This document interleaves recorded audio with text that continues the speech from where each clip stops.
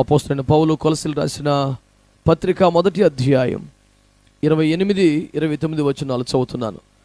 ప్రతి మనుష్యుని క్రీస్తునందు సంపూర్ణునిగా చేసి ఆయన ఎదుట నిలువబెట్టవలనని సమస్త విధములైన జ్ఞానముతో మేము ప్రతి మనుష్యునికి బుద్ధి చెప్పుచు ప్రతి మనుష్యునికి బోధించుచు ఆయనను ప్రకటించుచున్నాము.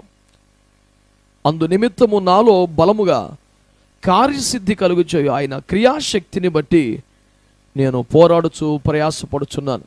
పిల్లరా, దేవుని యొక్క మహాకృపను బట్టి పరిశుద్ధులందులో చేర్చబట్టు కూడా అవకాశం అర్హత లేని అత్యల్పను నన్ను దేవుడిటి మహిమకరమైన సేవకు పిలిచింది మొదలుకొని ఇదే దర్శనం కలిగి ఏ విధము చేతనైనా క్రీస్తు ముందు ఆయనలో సంపూర్ణులుగా చేయబడ్డ వారిని నిలబెట్టాలనే ఒక దైవిక సంకల్పాన్ని దర్శనంగా సేవగా పొందుకొని నాలో కార్యసిద్ధి కలుగు చేయుచుననే క్రియాశక్తిని బట్టి అనగా పరిశుద్ధాత్మ అభిషేకాన్ని బట్టి మాత్రమే ప్రయాసపడగలుగుతూ ఉన్నాం.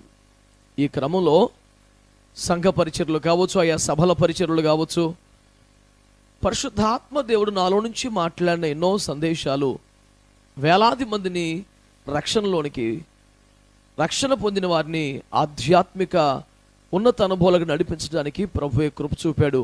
పూర్తి మహిమ ఘనత ప్రభావాలు ప్రభుకే కలుగునుగాక. మొదటిగా నేను చెప్పదలుచుకున్న వాస్తవం ఏంటంటే, నా మీద ఒక విమర్శ ఉంది. ఏంటంటే, జఫన్యా గారు విమర్శ చేస్తున్నాడు అనేది నా మీద ఉన్న విమర్శ. నేను మీ అందరికి కూడా చేతులు జోడించి మనవి చేస్తున్నాను. విమర్శ మన ఆయుధం ఎప్పటికీ కాదు. ప్రేమే మన ఆయుధం, విమర్శ మన ఆయుధం కాదు. ఎప్పుడు కూడా విభేదాలు మన విధానం కాదు. మనం అందరం కూడా ఏకత్వంలో ఉండడం అనేది దేవునికి అభిమతం. కనుక మరి ఆ మాట ఎలాగొచ్చింది అని అంటే, బహుశా అవగాహన లేకపోవటమో కానీ, సంపూర్ణంగా వినకపోవడం కానీ, లేదా ఎవరైనా తెలియక పొరపాటుని చెప్పిన దాన్ని విశ్వసించడం వలన కానీ వచ్చి ఉండొచ్చు.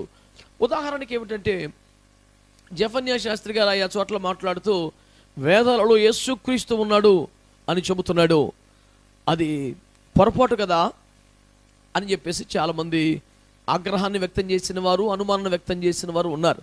గతంలోనే యూట్యూబ్ ద్వారానే దానికి సవిస్తరమైనటువంటి వివరణ ఇచ్చుకున్నాను. అయినా ఒక మాట జ్ఞాపకం చేస్తున్నాను. మా భావన, ఉపదేశ సారం మీరు ఆలోచించగలిగితే ప్రేమతో, పరిశుద్ధ గ్రంథం అనేది 2 ప్రధాన భాగాలుగా ఉంది. ఒకటి పాత నిబంధన గ్రంథం, రెండవది క్రొత్త నిబంధన గ్రంథం. పాత నిబంధన గ్రంథంలో ఉన్న 39 పుస్తకాలలోనే యేసుక్రీస్తు అనే పేరే లేదు. పాత నిబంధన గ్రంథంలోనే యేసుక్రీస్తు పేరు లేకపోతే ఇతర మత గ్రంథాలలో ఇంకెలా ఉంటుంది పేరు? మరి పాత నిబంధన గ్రంథంలో 39 పుస్తకాలలో యేసుక్రీస్తు పేరు లేదు కాబట్టి పాత నిబంధన గ్రంథంలో క్రీస్తు ప్రభు లేడా? ఖచ్చితంగా ఉన్నాడు. ఎలా ఉన్నాడు? ప్రతి చోట సృష్టి కార్యం మొదలుకొని, రక్షణ కార్యం మొదలుకొని, ఇశ్రాయేలు విమోచన కార్యం మొదలుకొని ప్రతి చోట ఆయన ప్రత్యక్షమవుతూనే తన కార్యాలు చేస్తూనే ఉన్నాడు. అయితే యేసుక్రీస్తు అనే పేరుతో పరిచయం కాలేదు. దేవుని గొర్రెపిల్లగా పరిచయం అయ్యాడు, యెహోవా దూతగా పరిచయం అయ్యాడు. ఈ రీతిగా పలు రకాలుగా ఆయన పరిచయం అవుతూ వచ్చాడు. పస్కా బలిపశువుగా పరిచయం అయ్యాడు, విడిపించగలిగిన సమీప బంధువుడిగా ఆయన పరిచయం అయ్యాడు. మానాను మింగివేసి మాధుర్యం ఇవ్వగలిగినటువంటి మొక్కగా పరిచయం అయ్యాడు. పలు చోట్ల ప్రభుల వారి సాదృశ్యాలు ఉన్నాయి. అది బైబిల్ గ్రంథంలో పాత నిబంధన అయినా, మరే మత గ్రంథమైనా మేము బోధిస్తున్నది, ప్రకటిస్తున్నది ఏమిటంటే, దైవత్వం యొక్క లక్షణాలు, లోకరక్షణ యొక్క పోలికలు, సాదృశ్యాలు. పాత నిబంధన గ్రంథములో యేసుక్రీస్తు అనే పేరు మీద కాకుండా ఆయా బిరుదులతో ఉన్నట్లే ఒకవేళ ఇంకే గ్రంథములోనైనా ఉన్నాయేమో చూడండి. ఆ క్వాలిటీస్, ఆ పోలికలు యేసుక్రీస్తు ప్రభువారి నరావతారములో కనుక నెరవేరి ఉంటే, ఒకవేళ మీరు నమ్మటం, ఆశ్రయించటం ఆ గ్రంథాన్ని బట్టి, ఆ విశ్వాసాన్ని బట్టి కూడా కరెక్టే అవుతుంది అనేది మా మనవి తప్ప అంతకనేవి కాదని నేను మనవి చేస్తూ ఉన్నాను. ఈ విషయంలో పరిశుద్ధాత్మ దేవుడు అనుగ్రహిస్తున్న స్పష్టతను స్వీకరించాలని ప్రభు పేరట నేను వినగలుగుతున్నా, చూడగలుగుతున్న వారందరికీ కూడా దేవుని ప్రేమను బట్టి మనవి చేస్తూ ఉన్నాను. మరి పాత నిబంధన గ్రంథంలో యేసుక్రీస్తు అనే పేరు లేదు కనుక ఉదాహరణ చెప్తాను. మందసము అనే మాట బహుశా దేవుని బిడ్డలందరూ ఎరిగిందే కదా.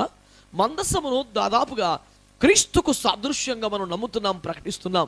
ఆనాడు ఇశ్రాయేల్ ప్రజలు కూడా మందసం తమ మధ్యలోకి వచ్చినప్పుడు యెహోవా దేవుడే దిగి వచ్చినట్టుగా సంబరపడ్డారు, పండగ చేసుకున్నారు.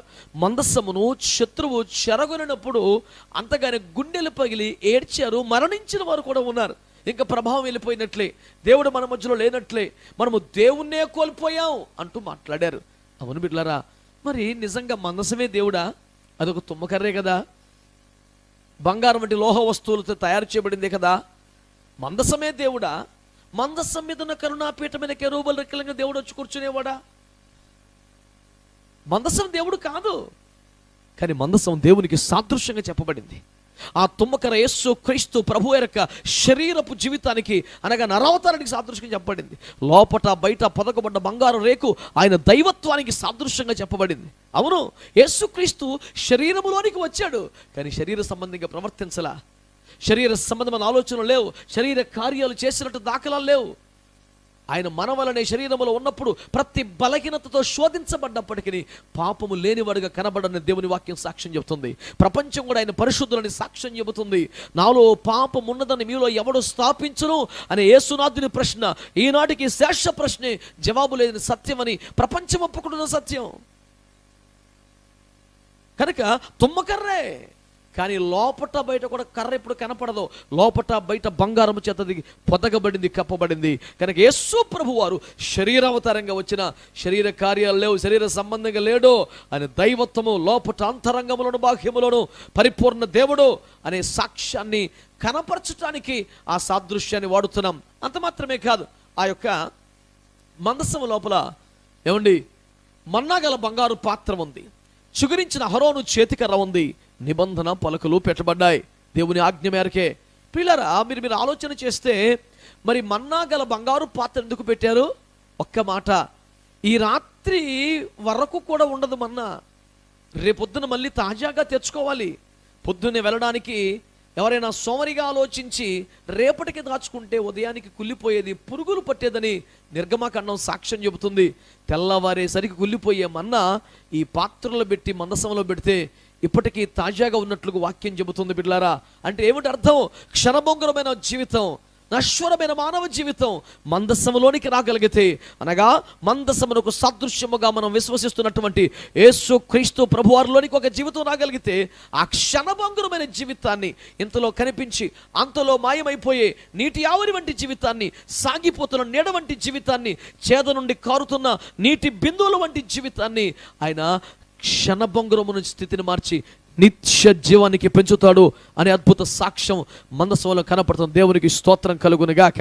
ప్రభునందు ప్రియులారా, అలాగే చిగురించిన అహరోను చేతికర్ర, ఒక ఎండు కర్ర అక్కడికి వచ్చినప్పుడు బిడ్డలారా, అది చిగురించడాన్ని, అది పూత పట్టి బాదము కాయలు కాసి మిగల పడిపోయిన సువాసన విడని మనం చూస్తున్నాం. ఒక్క రాత్రిలో ఈ కార్యం అంతా కూడా ఎన్ని ప్రయత్నాలు చేసినా ఫలింపని జీవితాలు, ఎండిపోయిన జీవితాలు, ముర్గ్యమైపోయిన అవకాశాలు, ఆశలు వదిలేసుకున్న పరిస్థితులు ఒకవేళ చూస్తున్న బిడ్డల్లో నీ కుటుంబ జీవితం కావచ్చు, ఆర్థిక జీవితం కావచ్చు, దైవజనుడా నీ సేవా పరిచర్య కావచ్చు, ఎండిపోయినట్లుగా ఉంటే ఒకవేళ ఈ పగలు నేను విశ్వసించి నమ్మి అనుభవించి ఆరాధించి ప్రకటిస్తున్న యేసు క్రీస్తు యొక్క నమ్మదగిన నామంలో ప్రకటిస్తున్నాను. నువ్వు ఆ మందసంలోకి రాగలిగితే, ఆ గుడారంలోనికి రాగలిగితే, ప్రభు సముఖంలోకి రాగలిగితే ఎండిన జీవితాన్ని చిగురింపు చేయగలడు. యేసులో ఆ జీవం ఉంది అనే సాక్ష్యాన్ని మందసం తెలియచేస్తుంది. అంతేకాదు, ఆ నిబంధన పలుకలు 105వ కీర్తన 5వ వచనంలో భక్తుడు చెబుతున్నాడు కదా, నీ వాక్యము నా పాదములకు దీపము, నా త్రోవకు వెలుగని. అవును, ఆయన వాక్యే కదా. అది ఎందులో పెట్టడం ద్వారా ఏమి సందేశం చెబుతున్నాడంటే, జీవితంలో కొన్నిసార్లు ఎటు పోవాలో అర్థం కాదు, ఏ నిర్ణయం తీసుకోవాలో అర్థం కాదు, ఎటు వెళితే ఏ చిక్కులో పడతాం అర్థం కాదు, ఏ వైపున కూడా దారి కనిపించని ఒక గమ్య గోచరంగా పరిస్థితులు మారుతూ ఉంటాయి చాలాసార్లు. అప్పుడు ఆయన వాక్యమట మనకు త్రోవ చూపిస్తుందట, మనకు వెలుగు చూపిస్తుందట. అందుకే మందసములో ఏమున్నాయి? ఒకటి పోషణ, ఒకటి జీవం, క్షణభంగురమైన జీవితం నిత్య జీవనానికి మార్చేది. రెండవది ఎండిపోయిన జీవితాన్ని చిగురింపు చేసే కృప. మూడవది నీకు దారి చూపే మార్గదర్శకత్వం. ఇవన్నీ క్రీస్తు ప్రభువులోనే ఉన్నాయి. అందుకని ఆ క్రీస్తు ప్రభుకి ఆ మందసం సాదృశ్యం అంటున్నాం. ఇలాగే ఏ మత గ్రంథమైనా, ఏ పుస్తకమైనా, అది ఏ వస్తువైనా వ్యక్తి అయినా క్రీస్తు ప్రభుల వారి నరావతారములో నెరవేర్చబడుతున్న మానవ జీవితాన్ని నిత్య జీవనానికి పెంచే దైవిక ప్రణాళికలో క్రీస్తు ప్రభులో వారి నరావతారం నెరవేర్చబడ్డ విషయాలన్నీ కూడా ఏ అవతారములో ఉన్నా, ఏ గ్రంథములో ఉన్నా, ఏ వస్తువులో ఉన్నా ఆ పోలికలు క్రీస్తు ప్రభులో ఉన్నాయి అని చెప్పడమే తప్ప క్రీస్తు ప్రభు ఆ గ్రంథములో ఉన్నాడు అని కాదు. ఆ పోలికలు ఉన్నాయి అని చెబుతున్నాం. ఆ పోలికలు నాకు కనిపించినట్లుగానే మీకు కనిపిస్తే నాలాగే విశ్వసించవచ్చు, లేదా నిర్ద్వందంగా తృణీకరించవచ్చు, తిరస్కరించవచ్చు. ఈ విషయంలో మీకు సర్వ హక్కులు ఉంటాయి. ఇందులో వివాదం ఏమీ లేదని దేవుని ప్రేమను బట్టి నేను మీకు మనవి చేసుకుంటున్నాను. ప్రభునందు మిక్కిలి ప్రియమైన దేవుని బిడ్డలారా, అలాగే మరొక విషయాన్ని కూడా నేను జ్ఞాపకం చేస్తున్నాను. ఎట్లాగో మందసం అనే ఆ యొక్క అంశాన్ని ప్రభు మనము తీసుకొచ్చారు కనుక వింటున్నటువంటి దేవుని ప్రజలారా, నేను మీకు జ్ఞాపకం చేస్తున్న మాట ఏమిటంటే, ఆ మందసం యాజకుల భుజాల మీద మోయబడాలి అనే సత్యాన్ని జ్ఞాపకం చేస్తున్నారు. మనం ఎరిగిన విషయమే. కానీ దైవజనులరా, దేవుని సేవలో ఉన్నట్టు పరిచారకులారా, మన భుజాలు మందసం బరువుతో నలగాలి తప్ప లౌకికమైన భారాలతో కాదని జ్ఞాపకం చేస్తున్నాను. హెబ్రీ పత్రిక 12:1 ప్రభు అదే మాట్లాడారు. మనమును ప్రతి భారమును సులువుగా చిక్కలు పెట్టు ప్రతి పాపం విడిచిపెట్టాలి అని మాట్లాడుతాను. సులువుగా చిక్కలు పెట్టు ప్రతి పాపం అన్న దాని మీద ఉన్నంత ఫోకస్ నేటి క్రైస్తవ సమాజంలో, సేవకుల్లో కూడా ప్రతి భారమును అనే దాని మీద లేకపోవడం వల్ల ఆధ్యాత్మిక వేగం మందగించింది అని చెప్పడంలో ఎలాంటి సందేహం లేదు. మన భుజాల మీద ఉండవలసింది కేవలం దేవుని మందస భారమే.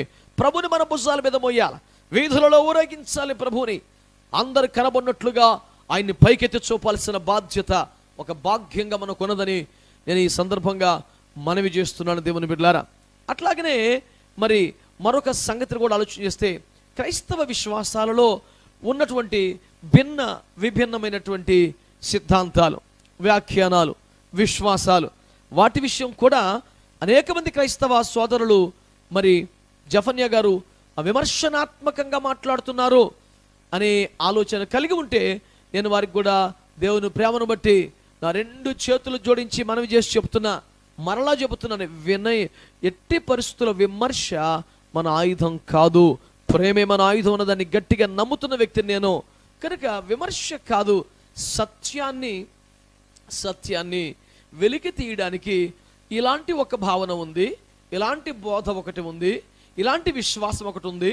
కానీ లేఖనాల సారాంశాన్ని కానీ చూస్తే ఇదికి సరైంది కాదు, ఇది కరెక్టు అనే విశ్లేషణ చేయడం తప్ప కించపరచడం, తృణీకరించడం, అవమానకరంగా ఎద్దేవా చేయడం, వ్యంగ్య బాణాలు వదలటం ఇవన్నీ కావు అని నేను మీకు మనవి చేస్తూ ఉన్నాను దేవుని బిడ్డలారా. పైపెచ్చు ఇన్ని విభేదాలు, వివాదాలు, ఇన్ని అనుభవాలు ఉన్నాయి కదా, ఏది శ్రేష్టమైంది, అసలు అనుభవాలు ఏమిటి అనే వేదనతో చాలా కాలంగా ప్రార్థన చేస్తున్నప్పుడు ఈ మధ్య కాలంలోనే పరిశుద్ధాత్మ దేవుడు నాకు ఇచ్చిన ఒక చిన్న ఆలోచన, ఒక మంచి ప్రత్యక్షత ఏమిటంటే, వేరు విశ్వాసపు అనుభవాలలో ఉన్నటువంటి ఈ క్రైస్తవులు లేక విశ్వాస శాఖలు, సంఘాల శాఖల వారిని గురించి ప్రభు ఇచ్చిన ఆలోచన ఏంటంటే, ఇశ్రాయేలీయుల యొక్క 12 గోత్రాలతో వాటిని పోల్చవచ్చు అని ప్రభు వారు అన్నారు. నా హృదయంలో చాలా నెమ్మది కలిగింది ఆలోచన ప్రభు నాకు ఇచ్చినప్పుడు. ఎందుకంటే బిడ్డలారా, 12 గోత్రాలు కూడా వేరు అనుభవాలు ఉన్నాయి.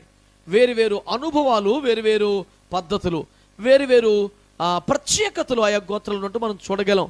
కడగోత్రమైన బెన్యామీను గోత్రం కూడా తక్కువేం కాదు కదా, ఇజ్రాయేలులకు జవాబుగా నిలబడగలిగింది కదా. బెన్యామీను చీల్చున్నట్టు తోడేలు అన్నమాట నెరవేర్చినట్లుగా వారు ఉన్నారు కదా.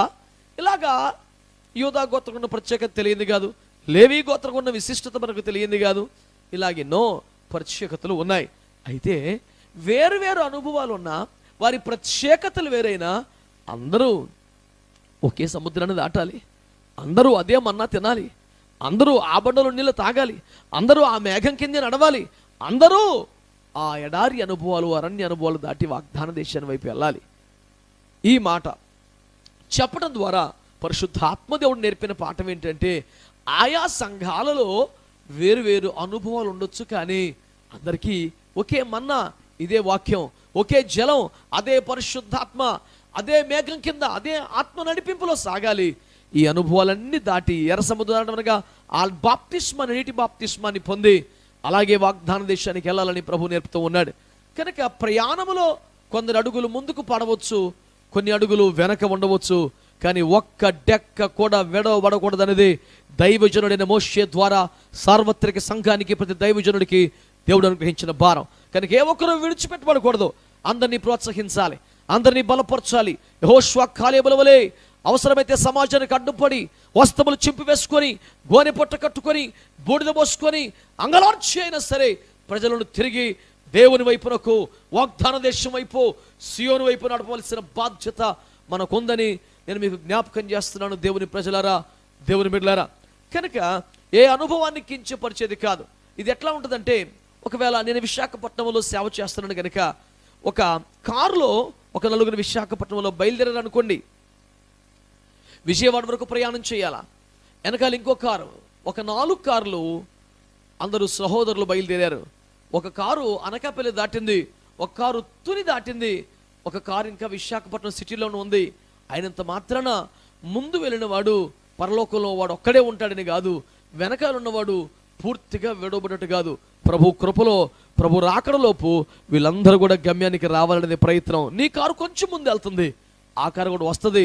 రావాలనేదే తాపత్రయం, వచ్చుటకే ప్రోత్సాహం, అంతేగాని వాళ్ళకి విడవబడిపోయినట్టే అని ముందే ముద్ర వేయొద్దని ఏ ఉన్నత అభిషేకమున్న దైవజనుడికైనా నేను మనవి చేసుకుంటున్నాను. నా స్థాయి నెరిగి చాలా వినయంతో నేను మనవి చేసుకుంటూ ఉన్నాను. ప్రియులారా, దేవుని ప్రజలారా, ఉపదేశం పేరు మీద కొంతమంది దైవజనులు ఉపదేశము ఎరుగని కొన్ని సేవకులను, సంఘాలను, వారికి ఉపదేశం లేదు, వారికి అసలు ఏమి తెలియదు, వారికి ఆత్మానుభవాలు లేవు అంటూ తృణీకరిస్తున్న సందర్భాలు మాటలలో మనకు కనిపిస్తున్నాయి. అలాంటి అనుభవాలే విశ్వాసులని ప్రోత్సహిస్తున్నట్లుగా ఉన్నారు. నేను చేస్తే మనమేమిటంటే, నిజం, దేవుడు నీకు ఉన్నత అభిషేకం ఇచ్చాడు, నీకు ఉన్నతమైన ప్రత్యక్షతలు ప్రభు ఇచ్చారు, శ్రేష్టమైన భాగ్యం నీకు ఇచ్చారు, కాబట్టి నువ్వు వారిని తృణీకరించడం న్యాయం కాదు కదా. వారికి ప్రత్యక్షతలు లేనందుకు నీకు ప్రత్యక్షతలు ఉన్నప్పుడు ఉపయోగం ఏమిటంటే, నీ ప్రత్యక్షతల ద్వారా వారిని కూడా బలపరచాలి, వారి దగ్గరికి వెళ్ళాలా, వారిని కూడా ప్రోత్సహించాలా, వారిని అనుభవంలోకి నడిపించాలా. ఏమండి, అసలు మనం అడుగు పెట్టవలసిన ఆ అనుభవాలే కాదా సంఘాలు, అవి వ్యర్థము అని తృణీకరిస్తే ఎలా? స్మరణ సంఘములోకి సంచరించినట్లే నా దేవుడు ఖచ్చితంగా అన్ని భ్రష్ట లక్షణాలు ఉన్నటువంటి లవోదికే సంఘంలో కూడా సంచరించాడుగా, దానికి కూడా దేవుడు అవకాశం ఇచ్చాడుగా. అంచేత ఉపదేశం కలిగిన దైవజనులారా, అభిషేకం కలిగిన దైవజనులారా, తప్పకుండా మీకంటే వెనకబడి ఉన్న అనుభవాల్లో ఉన్న సంఘాలని తృణీకరించి విమర్శించే దానికంటే వారి దగ్గర కూడా వెళ్ళి వారిని కూడా బలపరచాలని, ఈ వాక్య బలిమి చేత వారిని నడుము కట్టి ప్రోత్సహింపచేయాలని సోటి దైవజనులుగా నేను 50 మంది కూడా మనవి చేసుకుంటూ ఉన్నాను. దేవునికి స్తోత్రం కలుగును గాక. కనుక ప్రియులారా, ఈ యొక్క విమర్శ అనే దానిని కేవలం చర్చ అనే కోణంలోనే, వెన్న తీటుకు మజ్జిగ చిలకబడుతోంది అన్న వరకే చూడాలని నేను ప్రభు పేరిట 50 మందికి నేను మనవి చేస్తూ ఉన్నాను. కనుక దేవుని బిడ్డలారా, ఇది నేను మీ అందరికీ చేస్తున్న మనం ఏమిటంటే, అటు స్వార్థ ప్రకటించడంలోనైనా, సంఘోపదేశములోనైనా విమర్శ ఆయుధం కానే కాదు, విభేదములు మన అభిమతం కానే కాదు. కేవలం ప్రేమ ద్వారానే, సవినయంగానే, సమాధానమే లక్ష్యంగా చేస్తున్న పరిచర్యలు ఇవి అని నేను మీకు జ్ఞాపకం చేస్తున్నాను.